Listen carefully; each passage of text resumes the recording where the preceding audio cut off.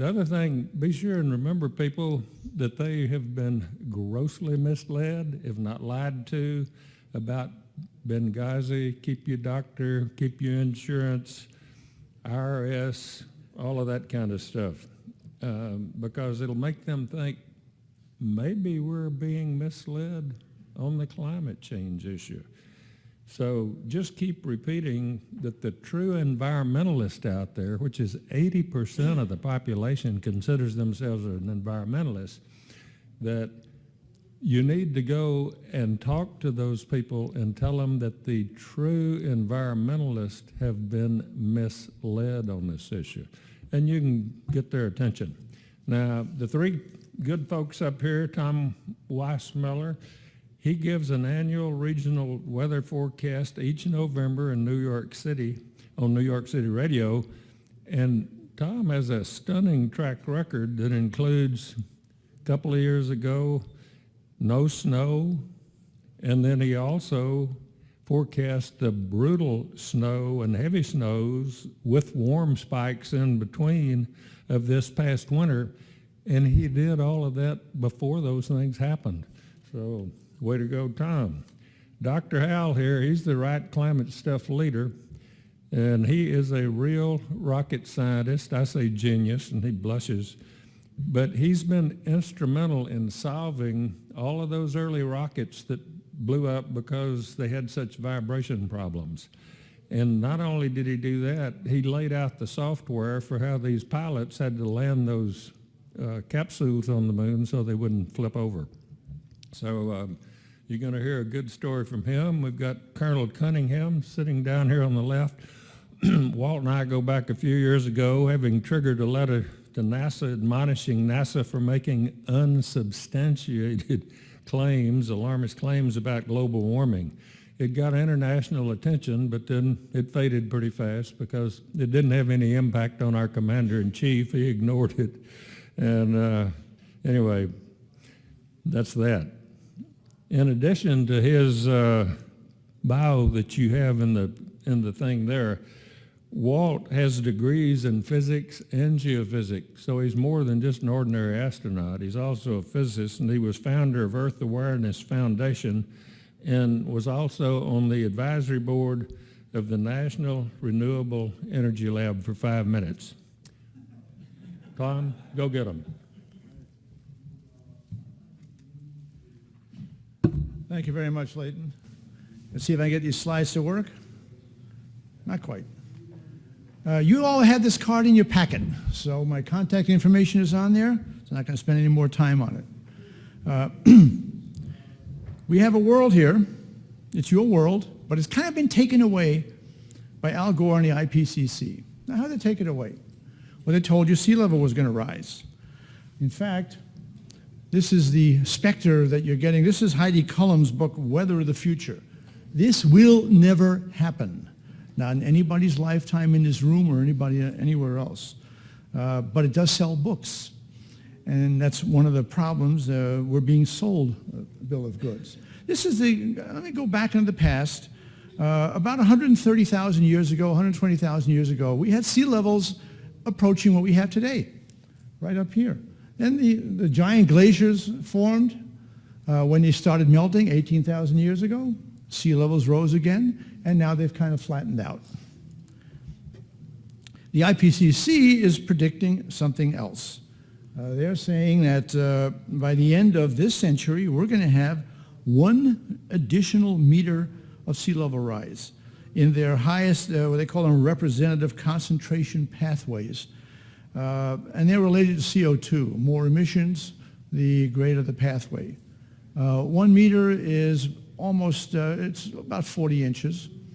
That's an awful lot of sea level rise in a century. Now, not to be outdone, U.S. Army Corps of Engineers decides, well, we're going to go for 2 meters, 1.8 really, and they had 3 different pathways. Scenario 1, 2, and 3, and well, this is the Army Corps of Engineers. Let's see, this is not working. There we go. Let me go back one more. Did I get the right one here? Yeah. This is now the National Climate Assessment that was just published a few weeks ago. Now they're saying 6.5 feet. Their lowest is 20 centimeters down here, and that is still double the rate that we've had sea level rise in the last 170 years. They're never going to see the top one either. This is Jim Hansen. Now Jim Hansen, by the way, if we go back, in 1988, he was asked by a reporter, how do you see things in 40 years? And he says, well, you see the highway down there, the West Side Highway outside of his office? It's not going to be there anymore. Based on a doubling of CO2 from pre-industrial times. Well, right now we've gone 25 years into that 40 years. We've had 1 inch of sea level rise. There are 10 feet to go for him to make his prediction, and it's got to happen within the next 15 years. You take a look at the, let's see. This is Jim Hansen's slide where he decided, realizing that sea level was not rising, he said it's really going to be exponential.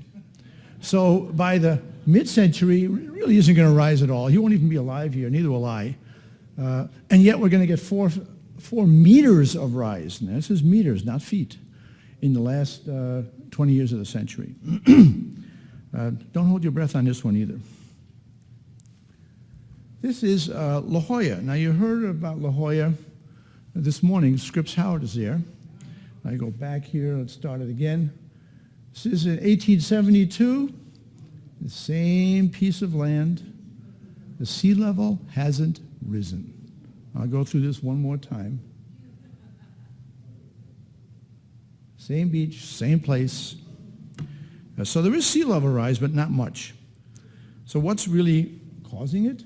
Well, we have 3 different sources of sea level rise that we can measure, 3 different metrics.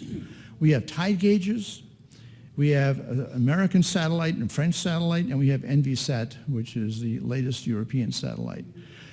The thing that is, first of all, you notice the metrics are all different.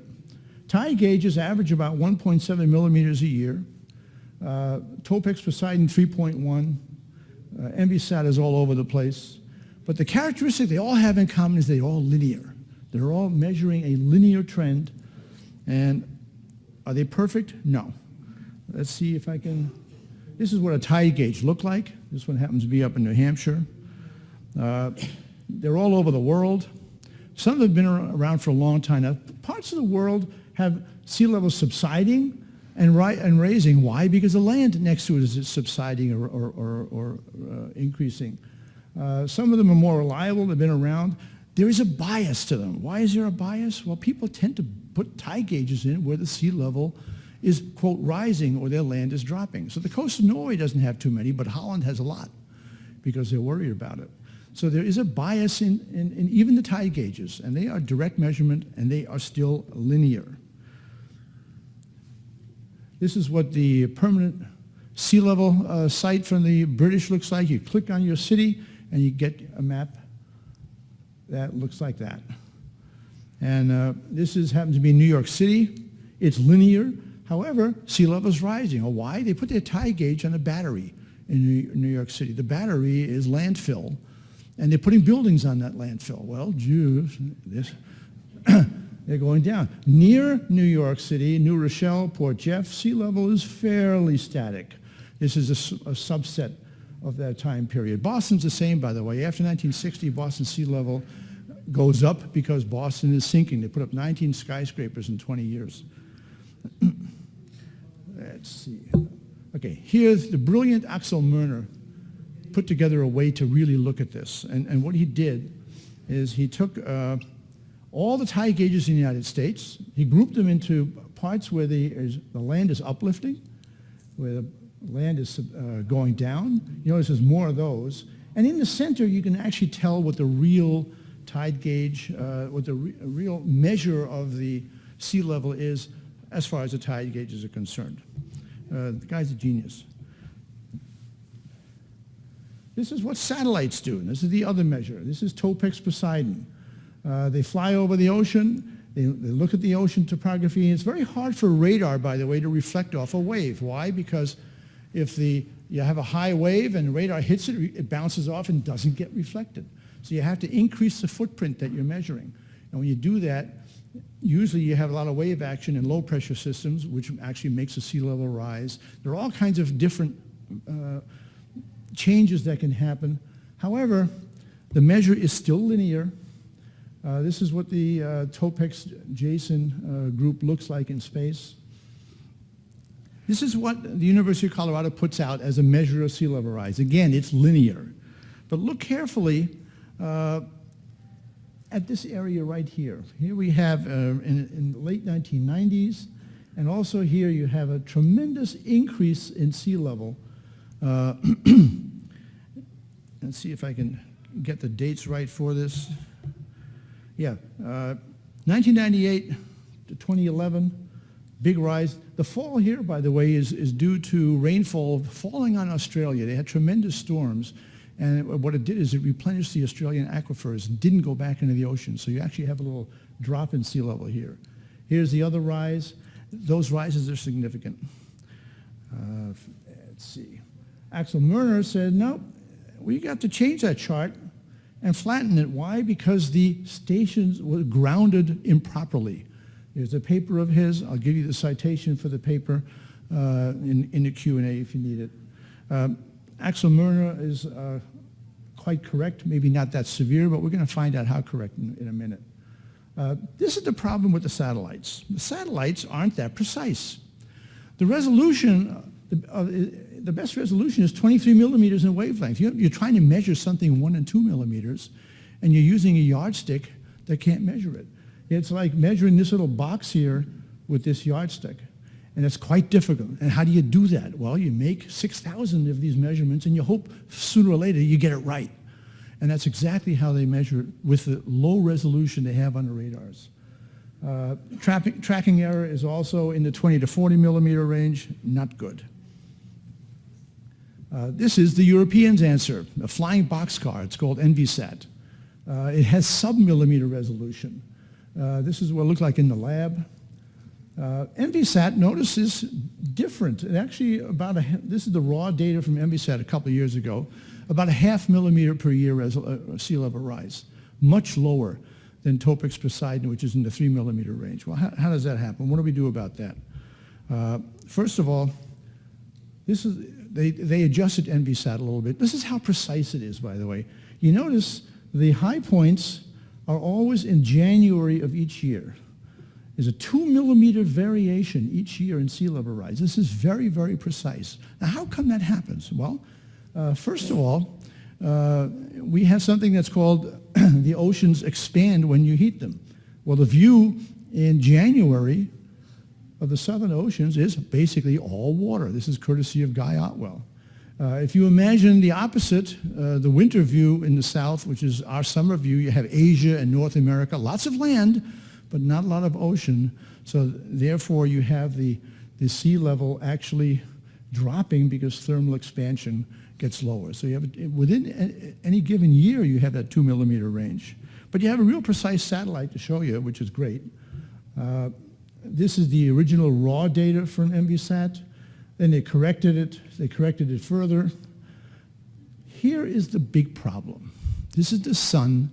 This is our solar cycle. This is the sunspot cycle. Remember the years I talked about that were crucial in the satellite imagery. Right around here, we're showing sea level rise. And right here, 2011 to 2014, we're showing sea level rise. Now, why would solar and sunspot activities make the oceans rise? Is it thermal expansion? No, it really isn't. What's happening here is that when you have high sunspot activity, the Earth's atmosphere itself expands into a balloon. People think that these satellites fly in space. They don't. They fly in the upper reaches of the Earth's atmosphere. And it looks something like this. This is Brownian motion. You have to imagine these as being little particles up where the satellites fly. And if you expand the atmosphere, there's more of them. You have a decimal point, 6 or 7 zeros before the first one shows up that will impact the momentum of that satellite. But it does happen. It's called orbital degradation. And orbital degradation will make a satellite think that the sea level is going up. Why? Because the satellite is going down. This is the difference, Envisat and Topex Poseidon. We had to resolve that difference between 1 and 2.6 millimeters. And the only way to do it is this way. Because the tracking resolution doesn't work, this is called the transit measurement. What we do is we wait 1 year and we track when a satellite crosses that line. If the satellite crosses the line a little bit early, then we know it is in a lower orbit. With an atomic clock, we can be very precise at knowing exactly when. It's an experiment NASA needs to do. The Europeans are thinking about doing it. This is something that you will not see, the world that Al Gore and the IPC want to give you. Sorry, folks. This is the world you deserve. It's the world that Axel Merner, Willie Soon, and our group of scientists here want to leave you with. And I want to thank you very much for the privilege.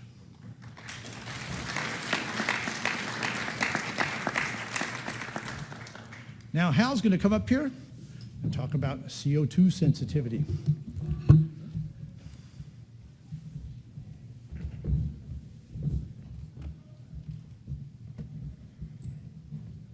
I want to make it clear, I'm representing a team of scientists that call ourselves the Right Climate Stuff Research Team. We're more than 25 retired scientists and engineers from the Johnson Space Center in Houston. Tom, who lives in Maine, is a member. Bob Bowman here is from Maryland. We have others from around the country who have joined with us. And we also have a few people from the Houston community who are not NASA former employees, but they are very highly credentialed research people from Shell Research and Dow Chemical that were studying this climate thing long before we NASA guys got interested. So I want to make it clear that this is a team effort, and I just happen to be the spokesman today. I want to talk a little bit about how the international climate community talks about how sensitive our climate is to CO2 and other greenhouse gases.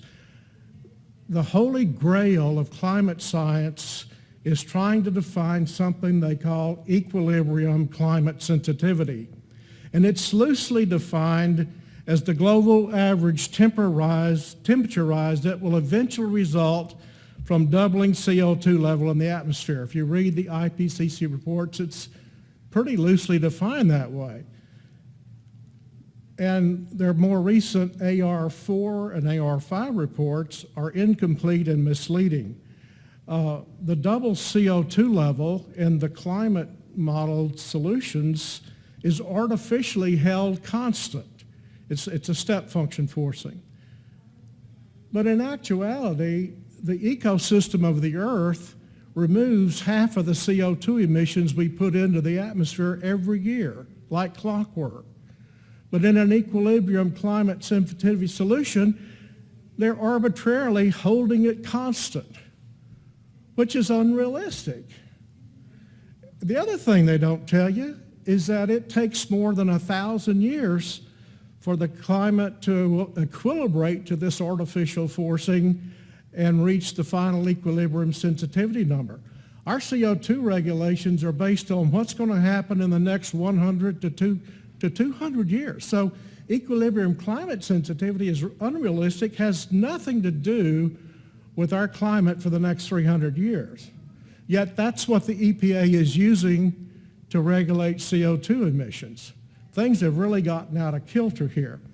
The other metric that climate science uses is called transient climate response, and that's defined as the global warming that would result from increasing atmospheric CO2 levels at a rate of 1% per year until the double CO2 level is reached. This also is very artificial, and it can only be calculated with a climate model. But it's more like the slow rate at which CO2 is rising in our atmosphere. Even now, at a fairly high rate of CO2 emissions, our CO2 levels are climbing only at about half this rate. So even that transient climate response metric is not realistic. So typical of climate science over-reliance on unvalidated models and not enough on data is that neither of the two metrics the IPCC uses, ECS and TCR, neither metric can be verified with physical data. You can't catch them. You can't question them. You have to have a very complex climate model to run and get these numbers. To me, they're totally meaningless. If you can't verify your crucial metric with data, what good is it? So I'm pretty, after looking at this for a couple years, I think I'm going to quit calling them climate scientists until they get a metric that can be verified with physical data. Because scientists look at data, not just models. So I want to talk about the difference in these two dynamic solutions that they get with climate models. I'm sorry. Forgot. I'm going to use this very simple spring mass damper system that most of us have a feel for the dynamics of. And I always like to take a complex dynamic model and have a simple model to think about it with. So in the ECS forcing function at the top, instantly you double CO2 in the atmosphere and you hold it constant forever. Artificially hold it constant. Well, think about what kind of force that is on this dynamic system. It means you're starting with the whole system stable and still with a constant wind force on it, and instantly you double that force. You can see what that spring mass system's going to do. With a light damper, it's going to start oscillating. And eventually, due to damping, it'll damp out and reach a new level. And that's analogous to what that equilibrium climate sensitivity would be. Now, talking to climate scientists, I guess I'll call them scientists today, the damper in their models is fairly large, so it kind of just gradually approaches that doubled ECS value. But let's look at the transient climate response, which is the lower forcing function. Just gradually change that. You can imagine what happens to this dynamic system if you start with it at rest and then gradually increase the force. It's just like taking your finger and gradually pushing it up. It's not going to oscillate. It's going to be in equilibrium all the time. And the mass is just going to gradually rise, which is analogous to a rising temperature. So if you gradually increase the force, this mass is just going to gradually move upwards without oscillating. And that's the way our climate is actually behaving with respect to any CO2 warming that's occurring. So our solution of this dynamic system, in which we're going to use temperature as a measure, the solution needs to look a lot like the forcing function. In fact, this really isn't a dynamics problem, it's a statics problem, and you don't need a big complicated climate model to find out how sensitive you are to CO2. And I will point that out in this presentation. I'm sorry, I'm looking at the wrong screen.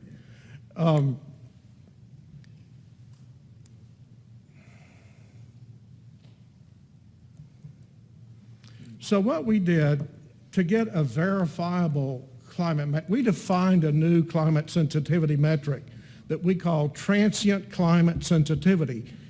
It's kind of like the transient climate response, but we're saying transient climate sensitivity is the rise in global average surface temperature due to the actual gradual rise of greenhouse gases in our atmosphere in the year that the radiative force of the greenhouse gas is double with respect to pre-industrial levels.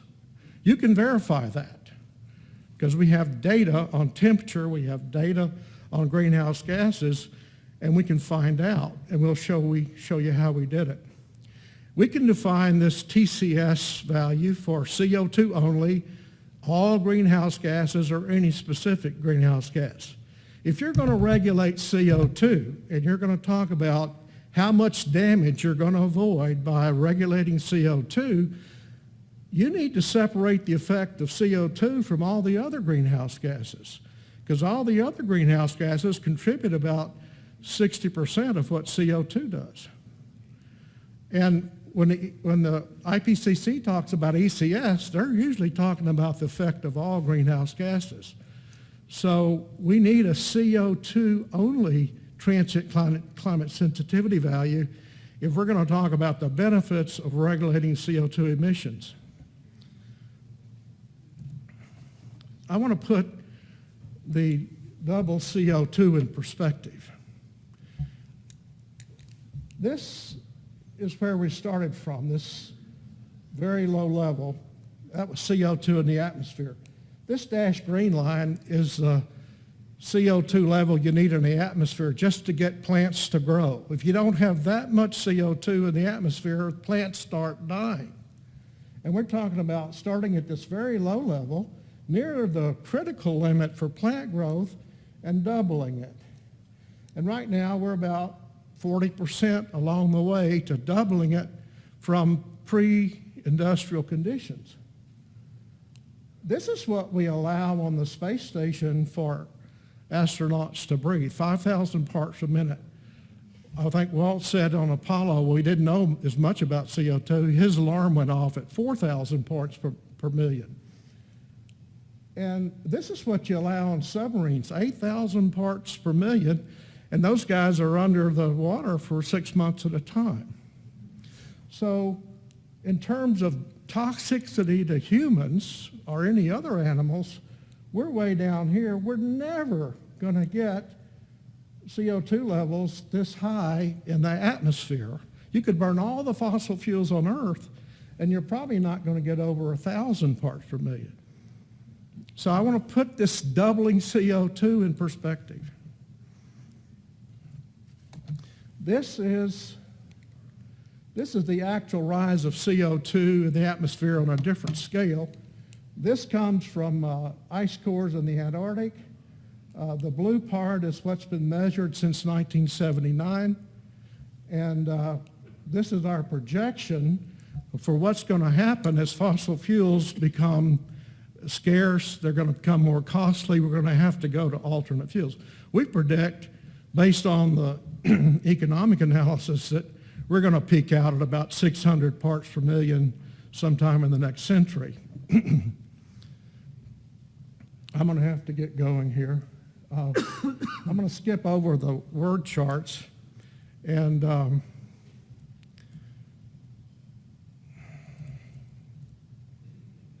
just from basic quantum mechanics considerations, if you double CO2 in the atmosphere, we're going to slow down the radiation to outer space, and we will get an equation like this that says the radiative force change in any year is equal to 3.7 watts per meter squared times the logarithm of the CO2 in any year divided by the CO2 level in 1850 divided by 2. So when you get the double value, when this is double this value, this is 1, and we get 3.7 watts per meter radiative force. We're going to force the atmosphere with that. And that gets us to the temperature change should be given by this equation, just based on a linear change in temperature with radiative forcing. So we did a study where we looked at forcing the atmosphere with CO2 or any greenhouse gas. And we also looked at perhaps there were natural phenomena going on. This is the actual temperature data. The HADCRUT-4 data set, and you can see it has a general upward trend, but it's got some oscillatory aspects to it, going up and down, that we said, hey, that's not that slow rise in CO2, that's something else going on. And we've, in fact, found a 62-year cycle in the data. This is a 1,000-year cycle that was going on before we started rising CO2 in the atmosphere. So this is how we modeled that HADCRUT-4 data, and we fit it with the CO2 forcing function. The wiggly line here is a 62-year cycle we found in the data, and the dashed red line is the maximum effect that CO2 could be having. Notice it hits the peaks of this red line. The green line, yeah, okay. So this is the way we determined what the transient climate sensitivity was. And there's some more charts here. You can read our paper at our website. And our website was on the opening chart. It's called therightclimatestuff.com. Thank you.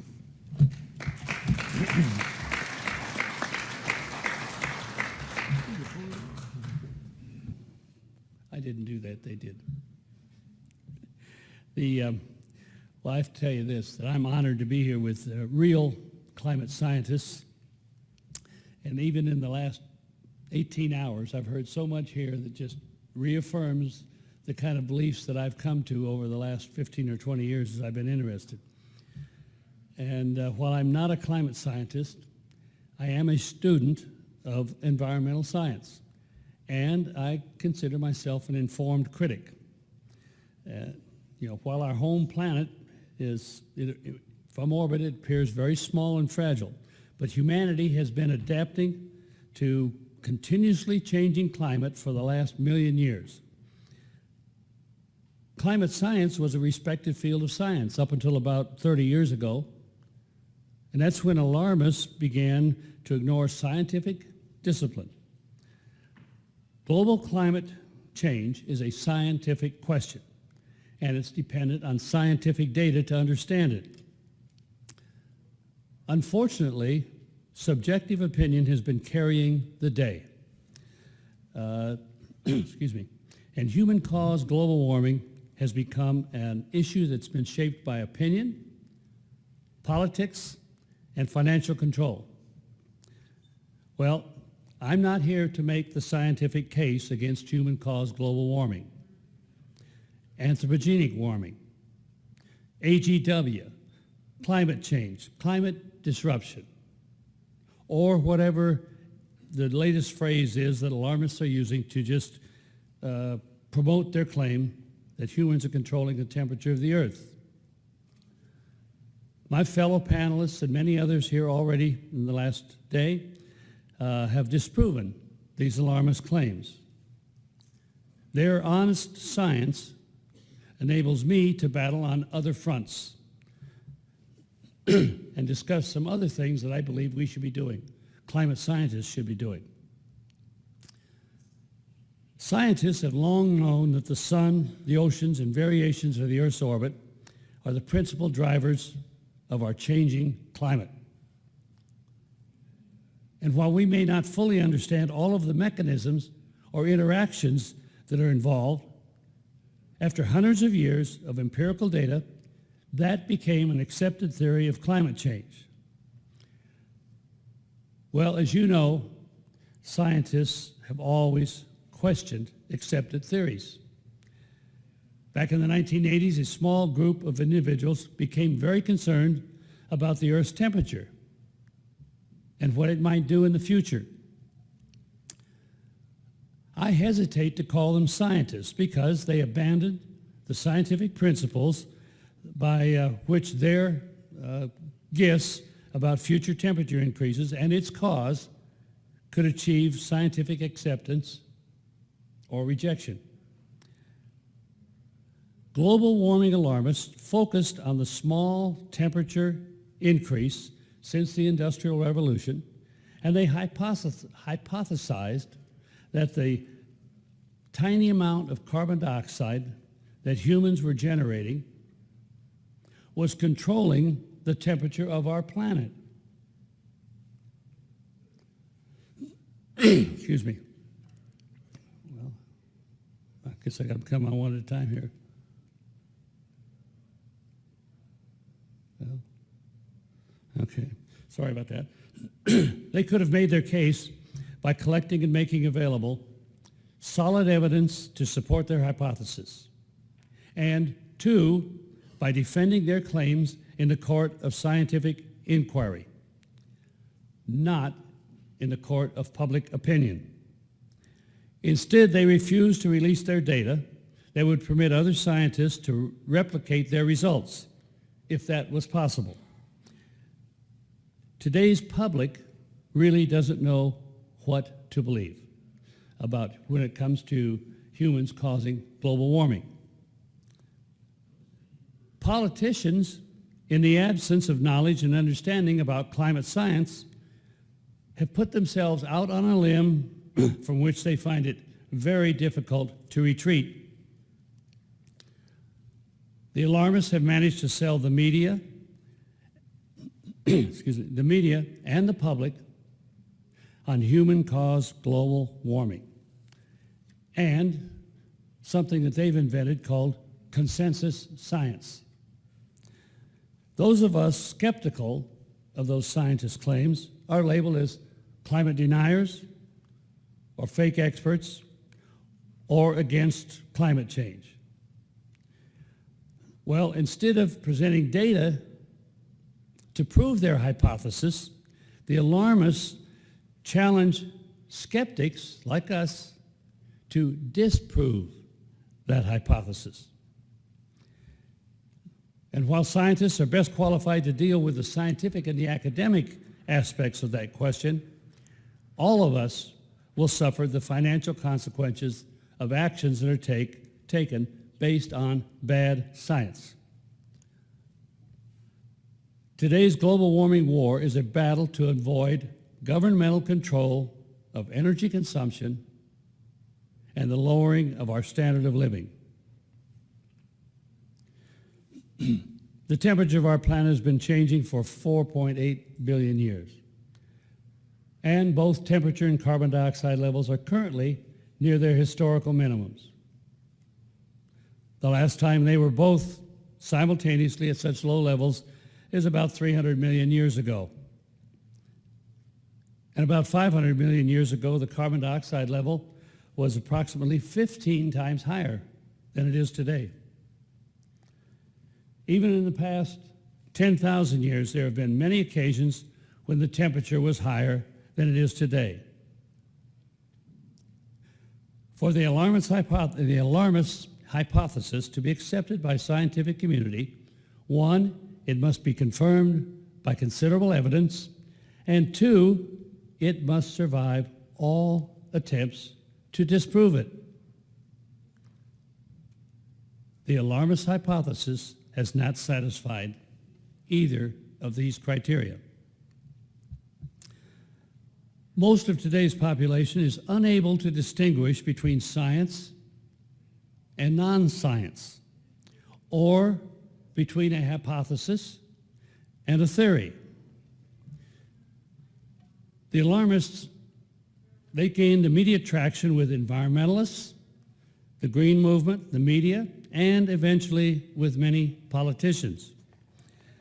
Now, in the absence of supporting data, they are pitching to the public, where politics, media, and money play very important roles. The alarmists like to refer to a correlation between temperature and CO2 levels. Well, we all know that correlation is not causation.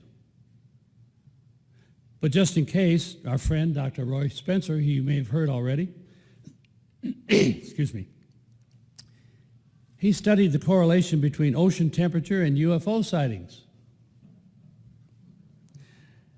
Something I should know a little about. And Roy published a humorous article back in April. Sure enough, the correlation between UFO reports and ocean temperature is frightening.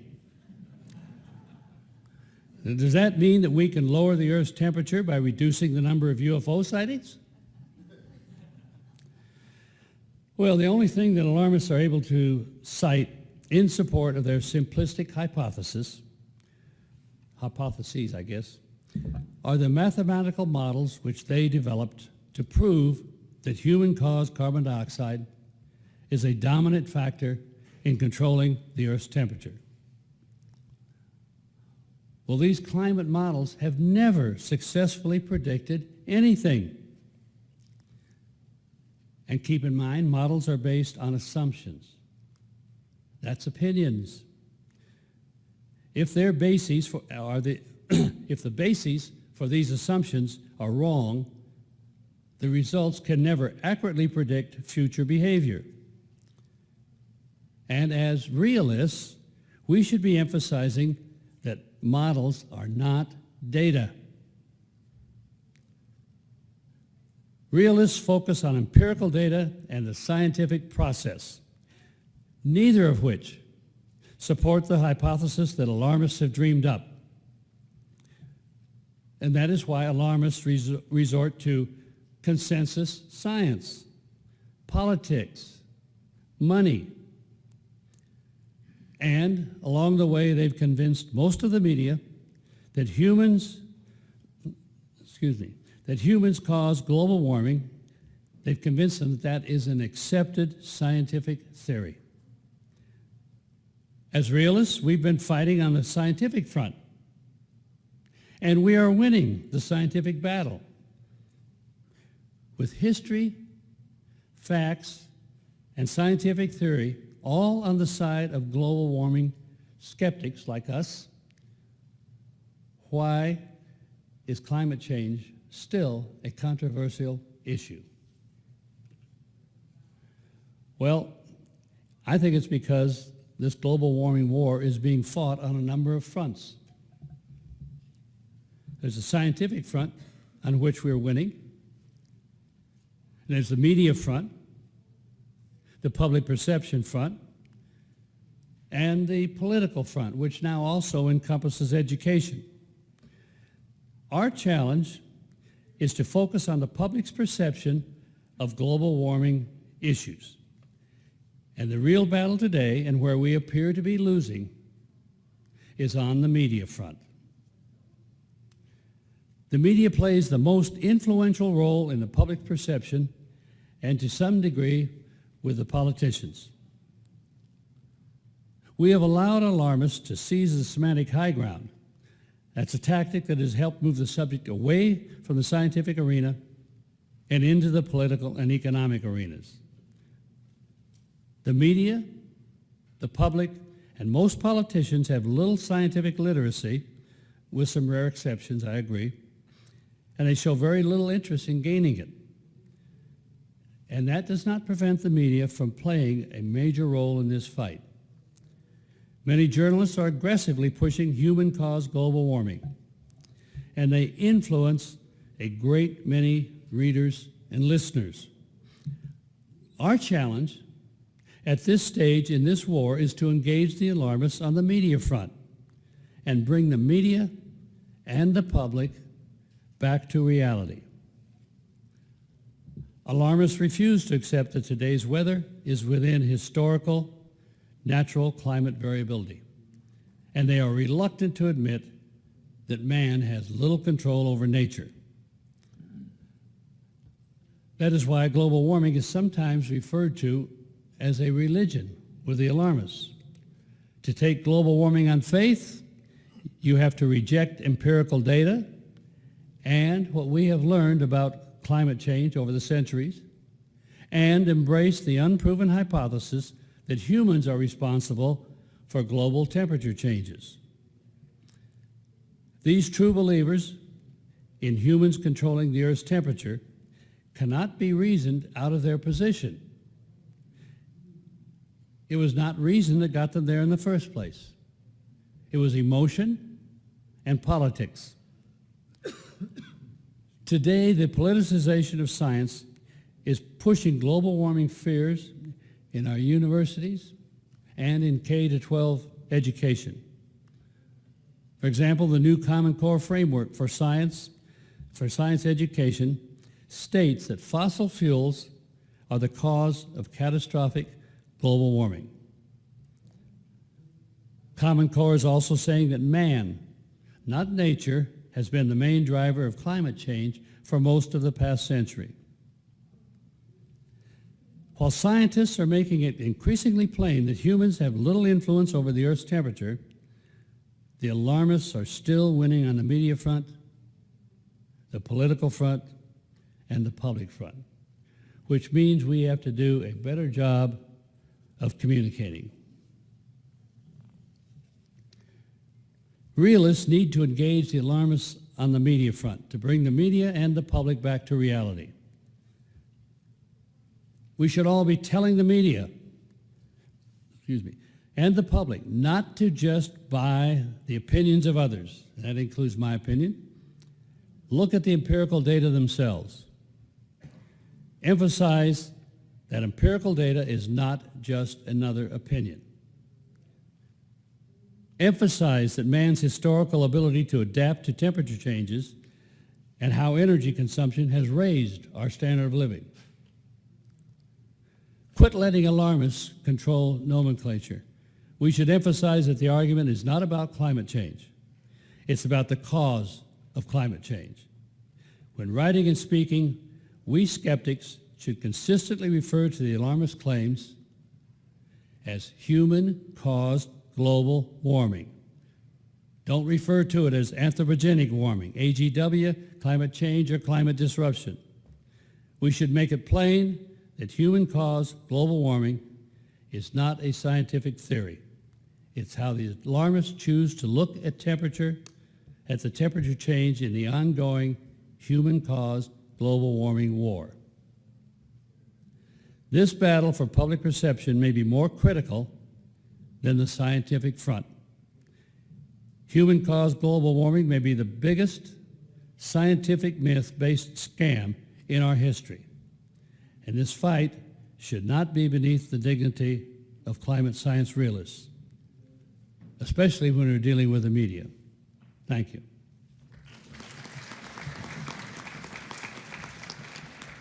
Very good. Thank you, gentlemen. We're getting ready for question and answer. I want to ask one question to Dr. Howell over here. Dr. Howell, I promised everybody you were going to tell them what you thought the maximum temperature rise was going to be by the end of this century. So I'm going to ask you the first question. Do you want to tell them that? Yeah, when we determined our transient climate sensitivity value, and we put an upper bound on it of 1.8 degrees centigrade, we looked at our projected CO2 rise for the rest of this century and that transient climate sensitivity, and we predict less than 1 degree C rise by 2100. That's all we can see from the data and our projection of how CO2 is going to rise in the atmosphere from burning fossil fuels. Yeah. Good.